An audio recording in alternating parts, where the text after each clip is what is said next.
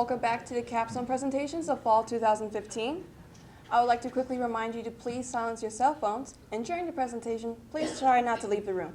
If you have any reasons to leave, please use the back doors. I'd like to introduce our next presenter for our Capstone presentation. Senior Mass Communications major and Art and English minor Janie Harris will describe how she relaunched The Roar, known as the school's newspaper, in the school's media hub.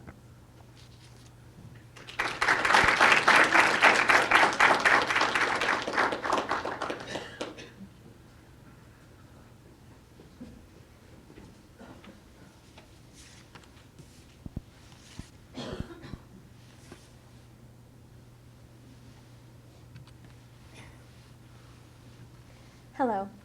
As Michelle said, my name is Janie Harris, and I'm a mass communications major with a minor in English and art.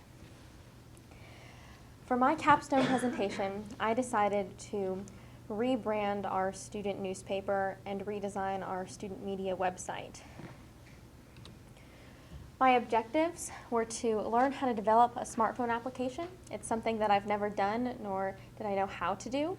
So I wanted to challenge myself and give myself something that I've never done before that I can one day tell employers about.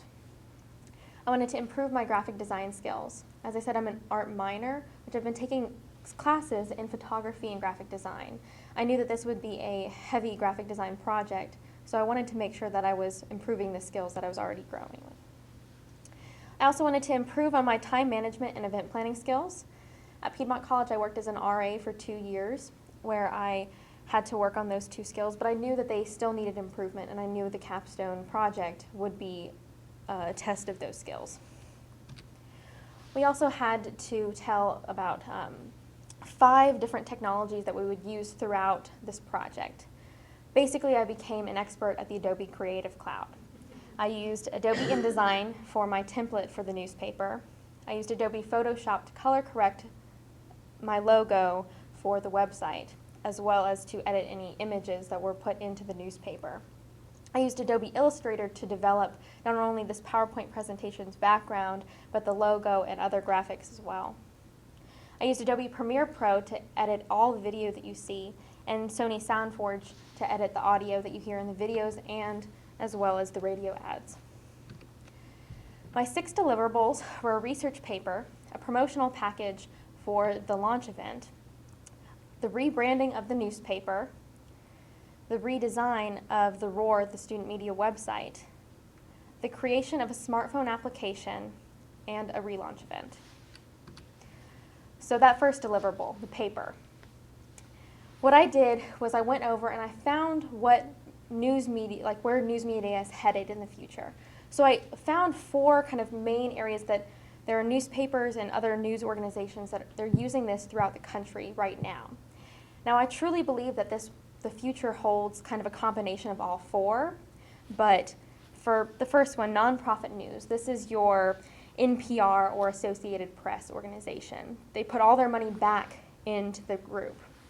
There are pros to it. They're better pay for journalists because they have the ability to pay their journalists better because they're not, having to make a profit. They don't have to give it to either people who are shareholders or that sort of thing.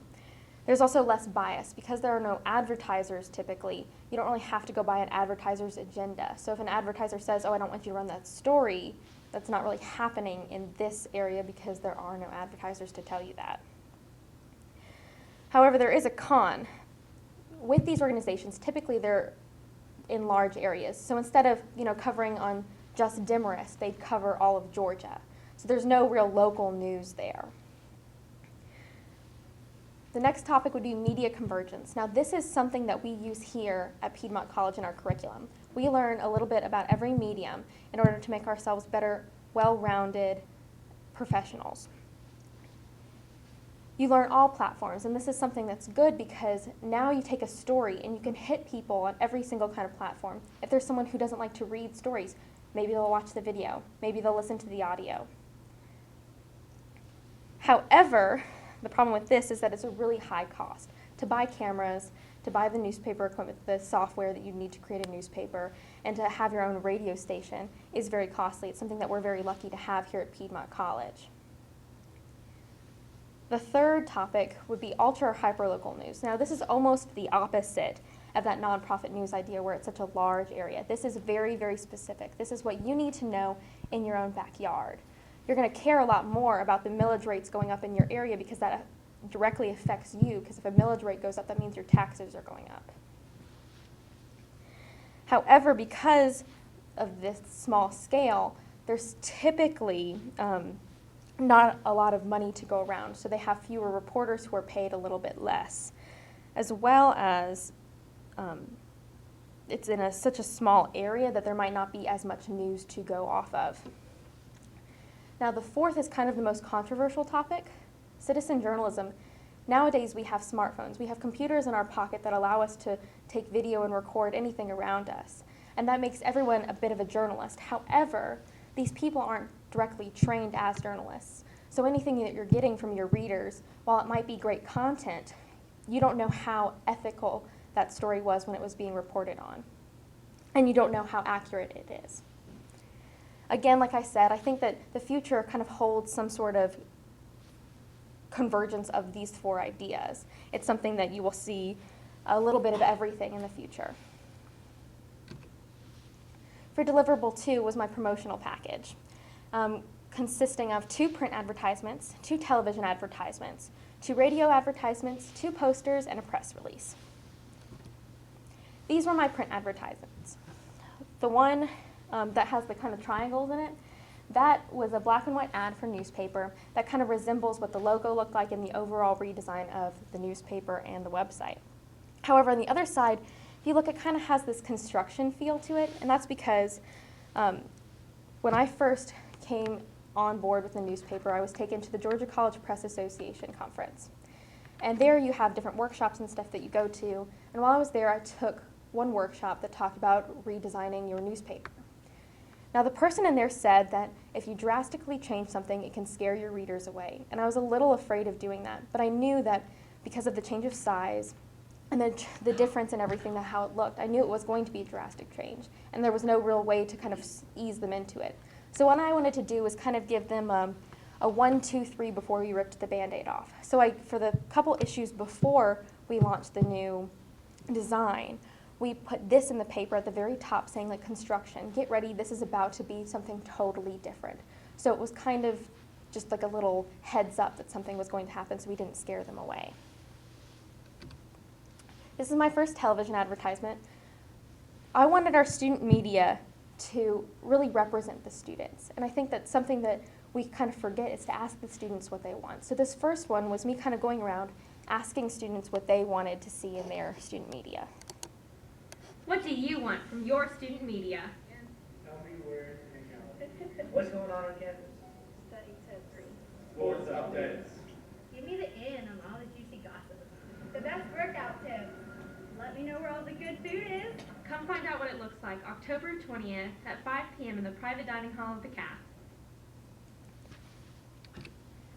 For my second television advertisement, I wanted to go with something a bit more humorous. Now, I think we all remember when Apple put out the kind of PC versus Mac commercials, where we had kind of an older, dorkier, I guess, man talking to someone who was younger, cooler, I guess more hip, discussing kind of the pros and cons of each side. Well, I did the same thing because the Navigator was kind of outdated, and the new version was a bit more fun and young and kind of represents the students a little bit more. I'm the Navigator. And I'm the Roar. And I'm here to tell you about some terrible news that's happening soon. It's not terrible. It is terrible. I'm here to tell you that your student media is going to be totally revamped. And it's going to be terrible. No, it's going to be newer, fresher, and younger. Doesn't that sound awful? And here's the best part. It'll be available on your phone. No!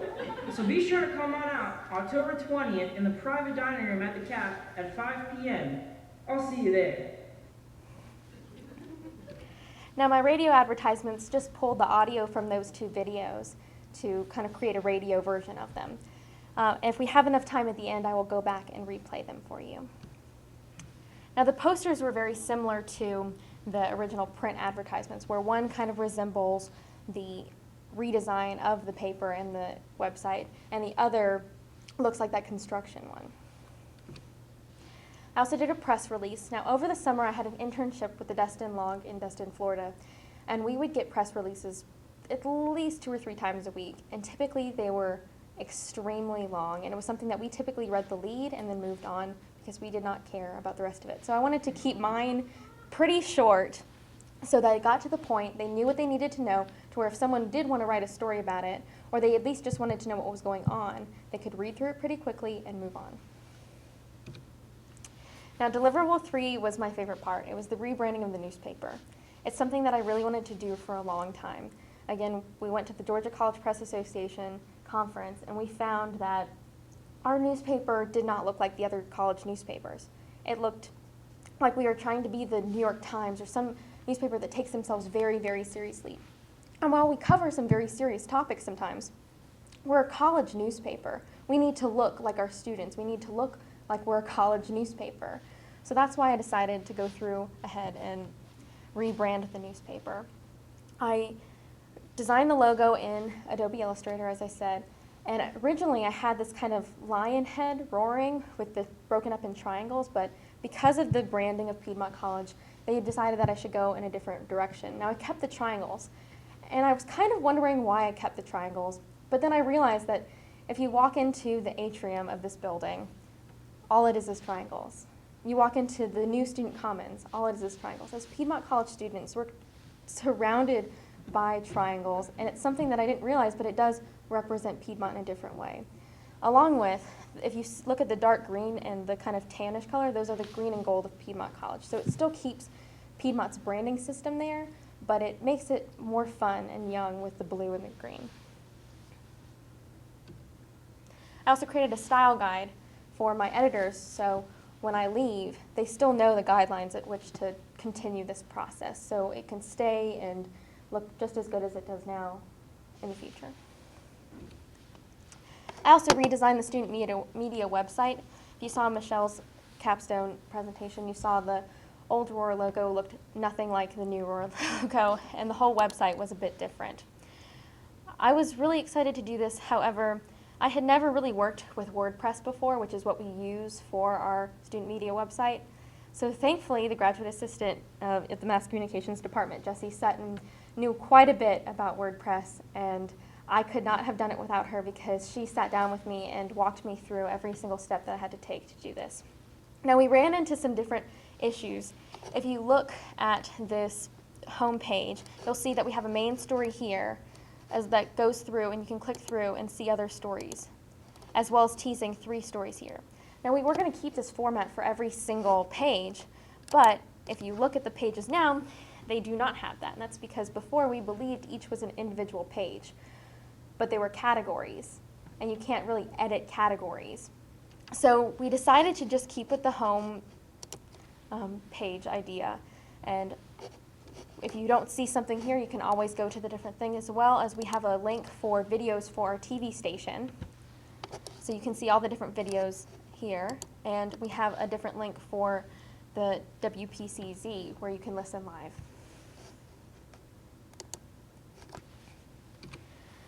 Deliverable 5, the mobile phone application.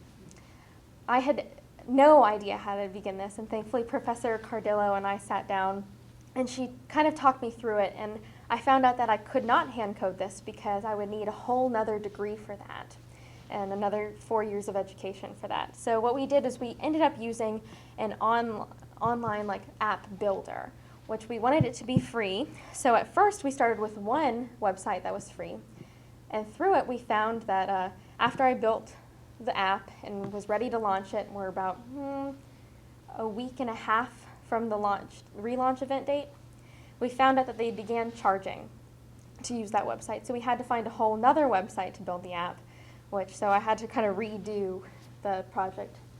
But in the end, I found that it was pretty successful. What we did was we have a home page where you can have a link to the website. We also have a feed of all of the latest stories posted to the website. We have a link to our social media pages. We have a calendar where you can find out, when the next issue's coming out or when we're going to upload stories to the Roar the next day.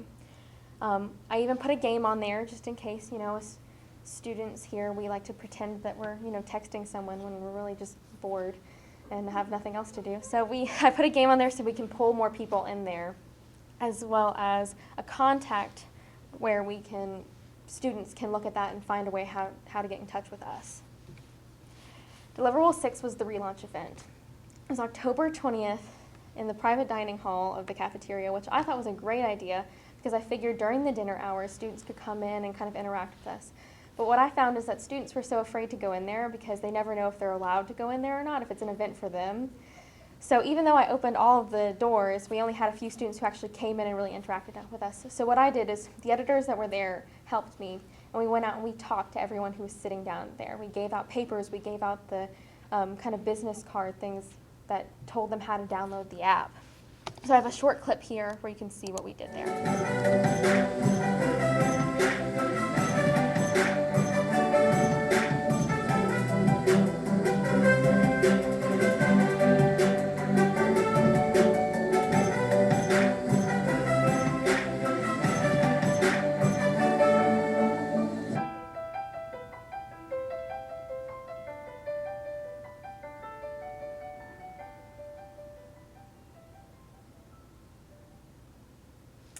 Overall, it was a really great experience, and I'm really glad that I got to finish my capstone this way.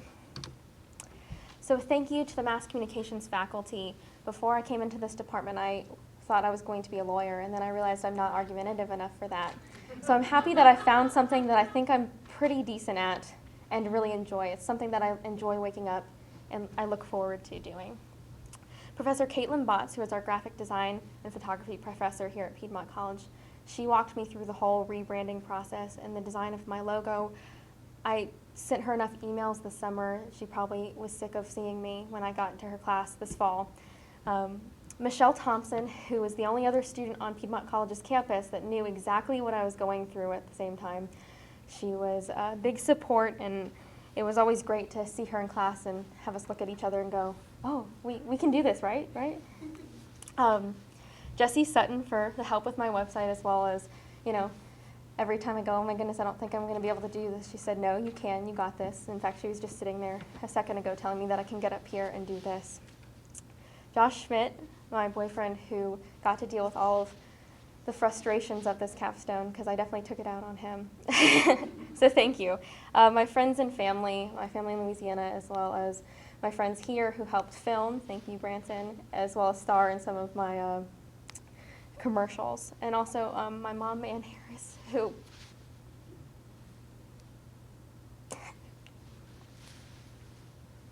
without her, I would not be the person I am today. I will now take questions from the mass communications faculty. Dr. Cardillo. Yes, beautiful job, by the way, Janie. You mentioned citizen journalism, and in relation to your app, since we worked closely together, that's almost 9 years app. What do you think the future is now that the apps are going to become much more interactive, where people can actually communicate with the newspaper through the telephone, which they can do now, but it'll get even more advanced. And where do you see citizen journalism coming into play with that, and how dangerous do you think that can be? Thank you, Dr. Cardillo. I believe your question is, where do I think the relationship between citizen journalism and apps are going to be headed? I think when it comes to news media, we are going to go to a place where we're going to allow our readers to upload stories and interact with us, but we're going to kind of put a wall there. If I was an editor of a place, well, I am here, but if we came to that sort of conflict here, I believe that I would allow people to upload things, but we would let other readers know that it's their work, and it might not be what we are putting out as a newspaper or a news organization. There's a line, and I think that citizen journalism can help with the kind of fluffier things, like, okay, at Piedmont College, if we wanted to do a story about what students did over Thanksgiving break, citizen journalism would be a great thing for that, because we can have students give us pictures of what they did over Thanksgiving break, better than we could go out and try and find that information. But for a harder news story where there might be ethical dilemmas to deal with, I feel like that's something that a trained journalist should deal with and not just a citizen. Does that answer your question? Yes, very nice. Thank you. Professor Arbiter. Janie, I enjoyed your presentation, and I wasn't exactly joking when I said you should be teaching media management and all the research that you've done about the future of the news media. I have a couple of questions for you. Number one, I'd like you to talk about your TV commercials. You know, we think 30-second commercials, 30 seconds, that's not that hard. What is it really?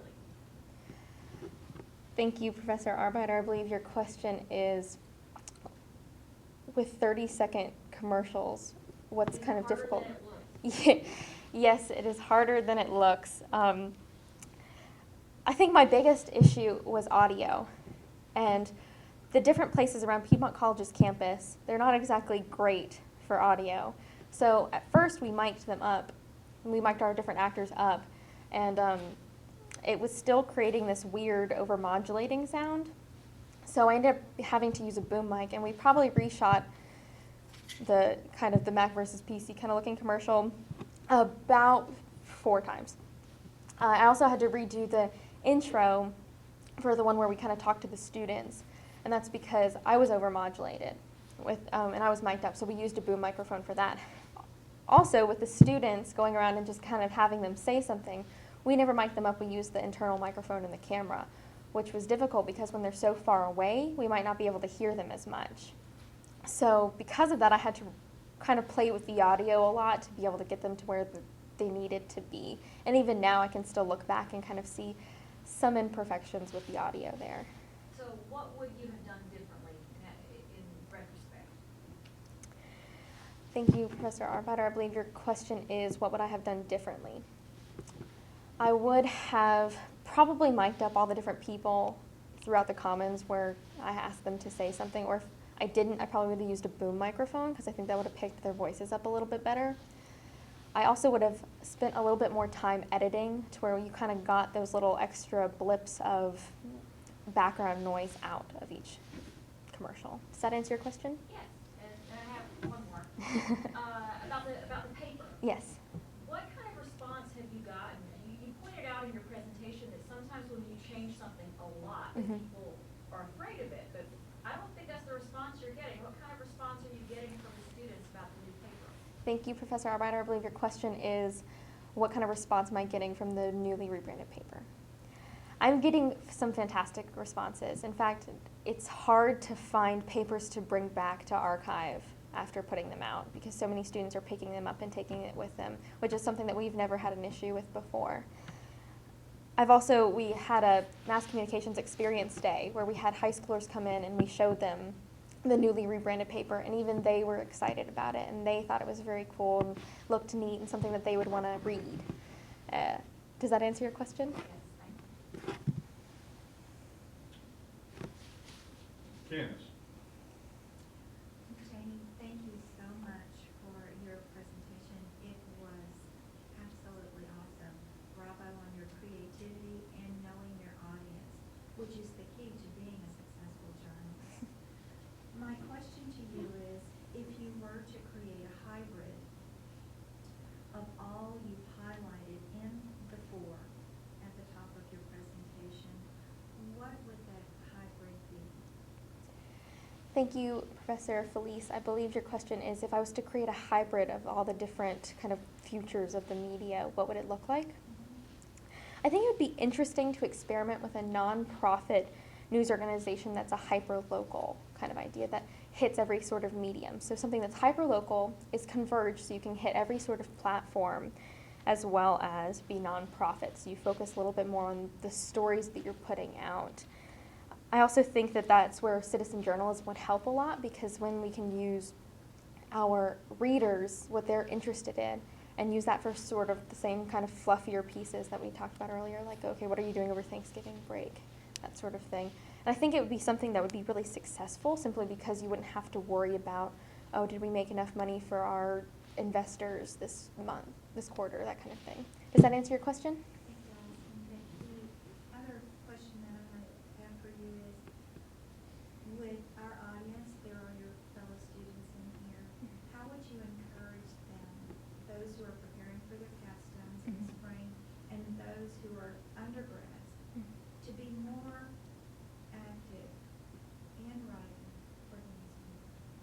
Thank you. I believe your question is what advice would I give to people who are getting ready to go into their capstones, as well as other people who are in their undergrad, to write for the newspaper? Today you have to do everything. If you go work for ESPN, you can't just sit in front of the TV and talk about a story. You have to write that story. You have to go out and you have to talk to people. And if you don't have those writing skills, you might not be able to work for a large organization like ESPN. You need to have that sort of thing under your belt where you can say, look what I've done.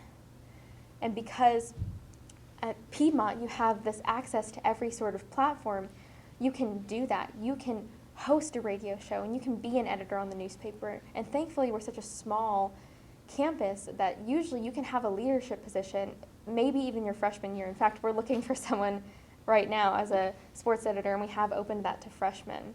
Does that answer your question? Dr. Moss. Janie, I enjoyed your presentation, and I think that this paper looks fantastic. It's just great. And I want to congratulate you and the staff of our campus paper for doing such a good job this semester. Here's my question. In your role as editor-in-chief of our paper, campus paper, what is journalism's role in a democracy? Thank you, Dr. I believe your question is what is journalism's role in a democracy? Journalism is vital for democracy. We are the watchdogs. We are the people who keep those who are powerful accountable. We are there to inform the public, and we are supposed to drive out corruption. We are supposed to make sure that what we have is a true democracy. We're supposed to report to make sure that there's no one person who has too much power. Does that answer your question? Yes, it does. Thank you. Ms. Harris, enjoyed working with you this semester. Done a good job with the newspaper. And glad that you decided not just to be an English major alone, but to come over to the mass comm side of things. There are several students in this room right now who are saying, I got to do this next semester. Looking back on this experience, what 3 things of advice would you give them so that they can have a successful experience in Capstone during spring of 2016? Thank you, Dr. Van Kamfert. I believe your question is what advice would I give to those who are getting ready to do their capstone in the spring of 2016? What 3 things in particular? First, I would say get as much done as you can during winter break, because the more you get done then, the less you have to worry about along with your other classes. You know, if you have 8 stories to produce for the newspaper, write them then, unless you have to do interviews or something like that. If you were doing sort of an editorial type piece, get them out of the way. Because the earlier you get the things that you don't have to be on campus for, the better you will do. The second would be to manage your time well while you're in Capstone. I would suggest buying a planner, because if I don't write down every single thing that I have to do that day, I will forget.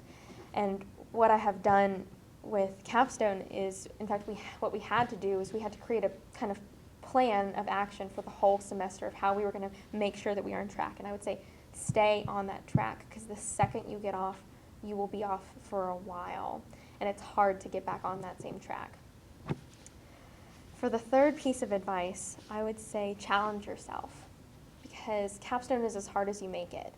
But if you're not challenging yourself, you're not growing as a person. I was told this summer by a publisher that, you know, if you are not growing, similar to like how if a fruit is not growing on a tree, that means it's rotting. If you are not growing as an individual, as a person, if you are not learning, then you're essentially rotting. You're getting rid of your potential. So definitely challenge yourself with your capstone. Make it something that you care about and that you would love to show to people, because it's a lot easier to get up here and talk about something that you care about and that you love than it is to kind of defend something that you kind of feel okay about. Does that answer your question? Yes, and this is a point of reference. How many students started Capstone this semester? 4. How many presented? 2.